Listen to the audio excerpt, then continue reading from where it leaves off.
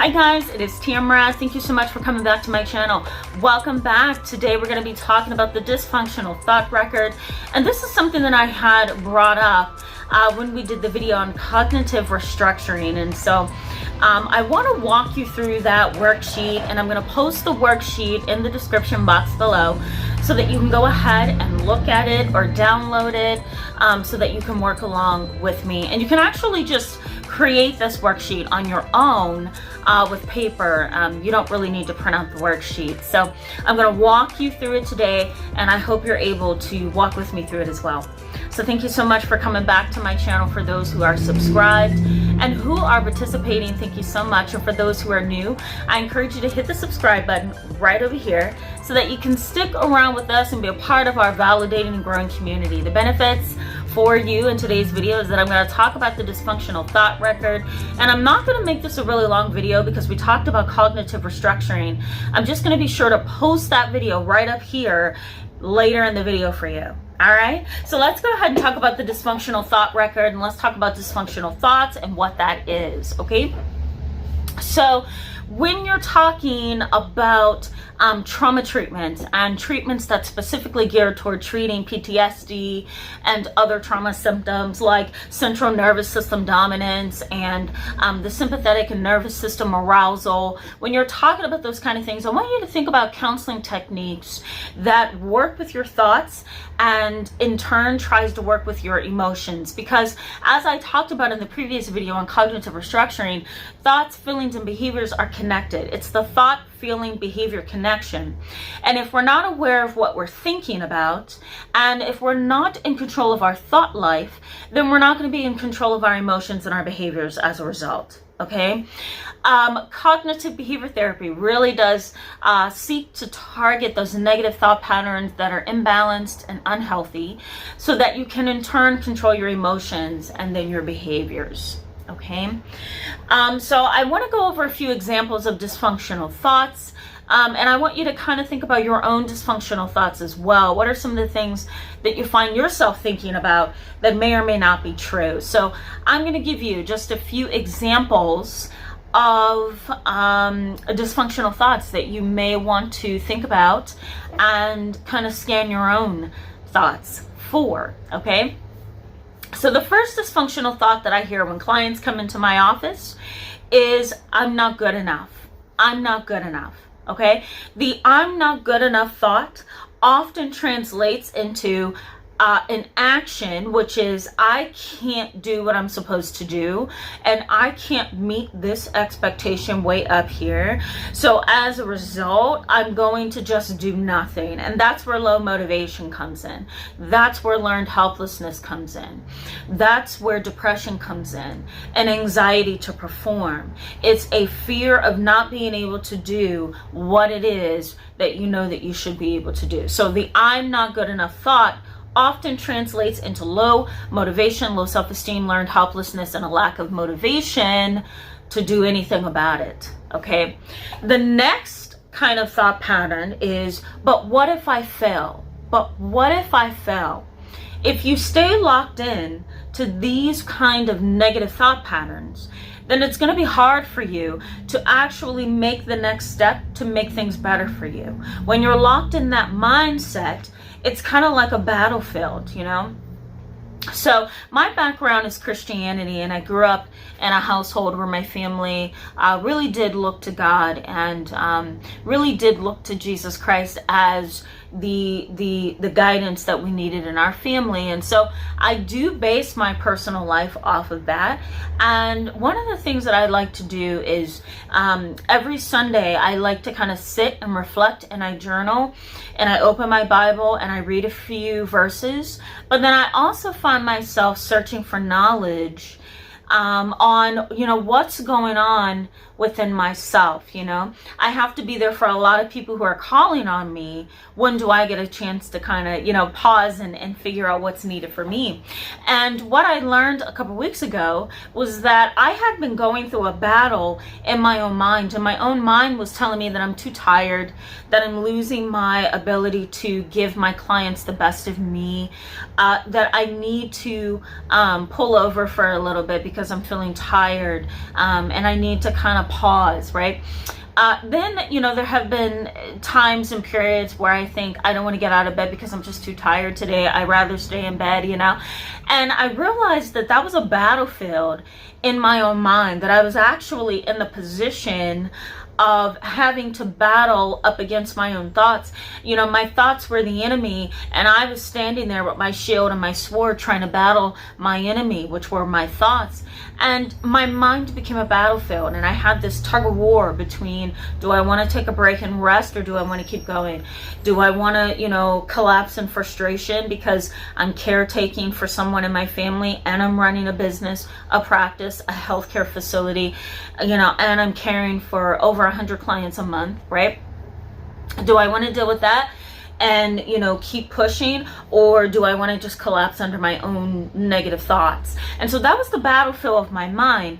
And so I think that for a lot of people, including you who are watching, there's a battlefield in your head, and it's a tug of war between good and evil, or productive and unproductive, or pessimistic and optimistic. It's a war. And so in order to win over that war, or in order to conquer it, I should say, you really do have to narrow down what those thoughts are and pull them out and then work with them, okay? And that's the best way that I know how to explain it, and that's the best way that I explain it to my clients, is it's a battlefield, and you have to figure out, just like you're in a boxing ring, just like if you were, in a boxing ring, or if you were playing tennis or some kind of sport, or if you were playing, the offense in a football game, you have to figure out a strategy to conquer those thoughts that are coming up against you.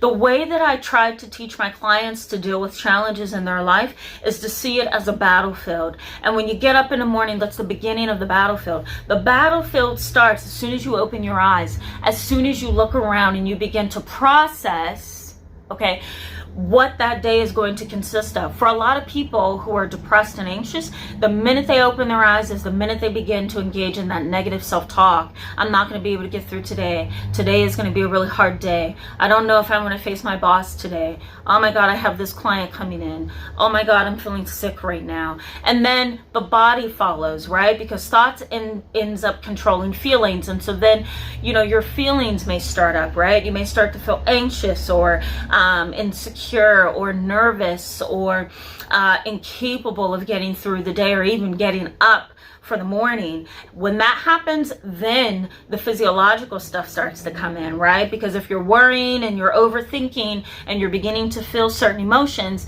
then physiologically your heart rate is probably going up. You're starting to feel like you're in that fight or flight mode, right? Your central nervous system dominance kicks in, right? These red flags are going off when it shouldn't. You may start to get flashbacks of certain things from your history or your past. And so after that stage, then the behaviors come and you collapse and you say, you know what, I'm not getting out of bed, I'm canceling, I'm calling off, I'm not doing anything.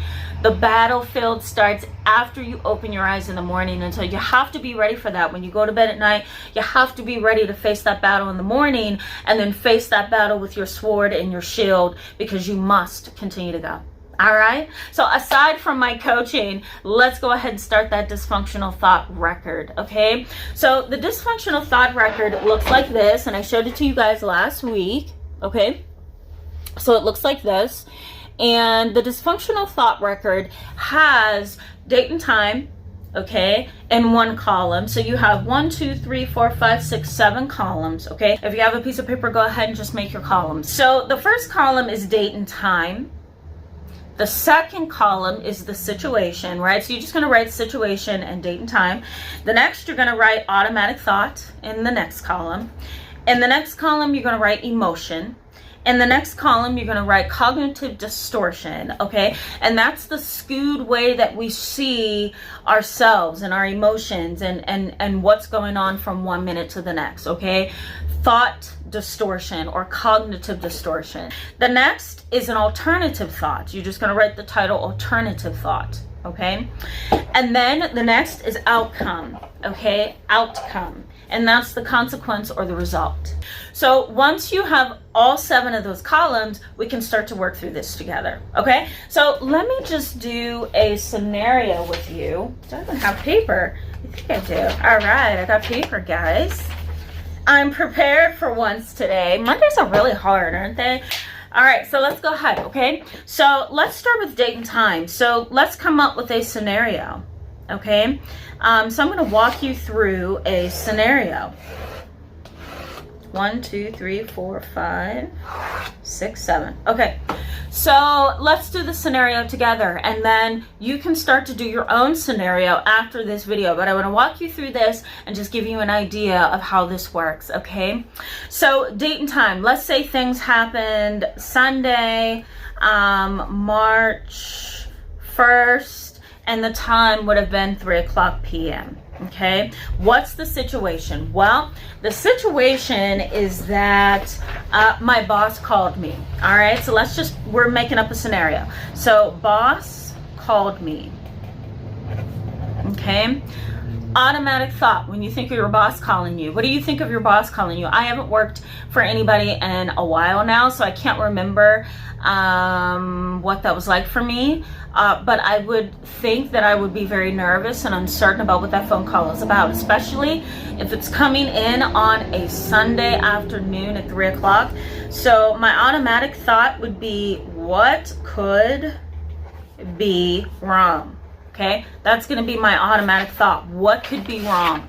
Okay, the next is emotion, and then my emotion would be something like anxiety. Okay, so I'm going to be anxious.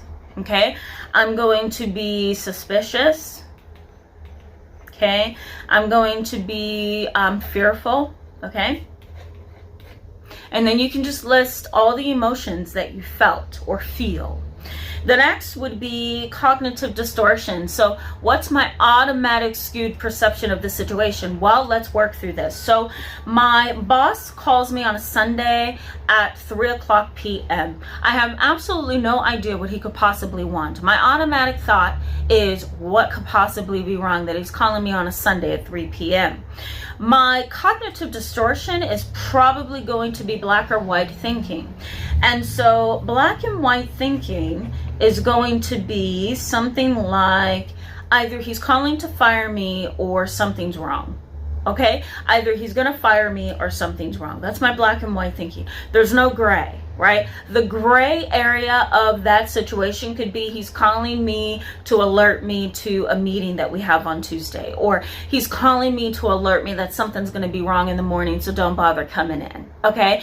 So instead of you looking at the gray, you're looking at black or white, right? So either he's going to fire me or something's wrong that I did, okay? So my cognitive distortion is black and white thinking, all right? My other cognitive distortion is fortune telling. Fortune telling, okay? And I'm actually going to post the cognitive distortions right up here in this video up here, so that you can go back and learn about some different cognitive distortions. So go ahead and go back and check that out, so that you can learn about the distortions that you're likely to engage in, okay? But fortune telling is the cognitive distortion that you know what's going to happen before it happens. You're anticipating and you're predicting, and none of us can do that, even me. So, even me as a therapist, I cannot predict. I cannot, fortune tell. So, I can only talk about what's happening now, and I can also suspect or guess or estimate, but I can never predict the future. So fortune telling is another cognitive distortion that I would engage in. I'm going to assume ahead of time that I know what his phone call is about, even though I don't. All right. The alternative thought. Okay. So let's look at this. What is a more balanced way of looking at that situation? Your boss calling you on a Sunday at 3:00. What's a more balanced way of looking at that, and a more balanced way of kind of processing that your boss is calling you? Well, again, it's looking at that gray, okay? It's saying, you know, well, maybe he's calling me to alert me to something, or maybe he's calling me to tell me don't even bother coming in tomorrow, right? So that's an alternative thought. So I want you to put your alternative thought in that category, all right? And last but not least is the outcome. So really what you want to do is look at the fact that, do I really believe my cognitive distortion, or do I really believe my alternative thought? So you want to do a cost-benefit analysis. I talk about that right up here in this video, a cost-benefit analysis, or you want to do a weighing of the pros and the cons, right? Or a weighing of the situation. Is this a situation that is manageable for me? Is this a situation that is not going to turn out negative like I think? Okay, do I really believe my cognitive distortion? Yes or no? Do I really believe my alternative thought that, you know, maybe there's some gray here, right? Yes or no? So you want to weigh that, okay? That is the dysfunctional thought record. And you want to do this with every thought that you have and practice it, because the only way that you're going to be able to master this, and the only way that you're going to be able to develop this ability to evaluate your own thoughts, is by practicing. So let's do this in a little bit of an easier example, all right? And then we're going to wrap up. So the easier example would be date and time. So let's say today at 7 a.m. this morning, the situation was that you were late for work, okay? And you walked past your boss and he didn't say good morning. Your automatic thought is likely to be, he's mad at me because I'm late for work, okay? The emotion is nervousness and anxiety, and maybe some worry that you may be fired. The cognitive distortion is, I'm going to be fired. He's going to fire me. He's not going to be nice to me. He didn't speak to me when I came in, so he's mad at me. The cognitive distortion is that, again, you're going to be fired. Your thought is skewed. The alternative thought is most likely going to be something like, well, maybe he was distracted or busy when I came in. Maybe he was a little frustrated with me, but that doesn't mean he's going to fire me. Okay, that's the more balanced perspective. That's the gray in the black and white situation. That's the gray area. Okay, and then the outcome, you want to ask yourself, do I really believe he's going to fire me for being late today, or do I really believe that maybe he was distracted? So you want to weigh that, and you want to look at what is the most likely outcome in that situation. Is he really going to fire you, or are you just kind of over evaluating the situation? All right, so that's the dysfunctional thought record, and I'm going to go ahead and put a picture up on the screen if I haven't already to show you what those columns look like and how I want you to do this. Again, go ahead and practice these and see if you can master them.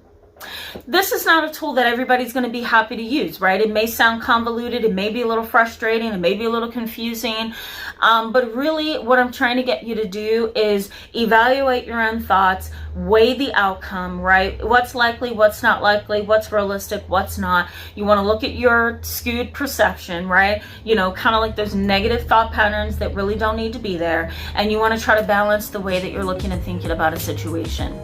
Thank you so much for being with me today, guys, in this video. I encourage you to give it a thumbs up if it was helpful to you, and go ahead and hit that subscribe button so you can stick around with us.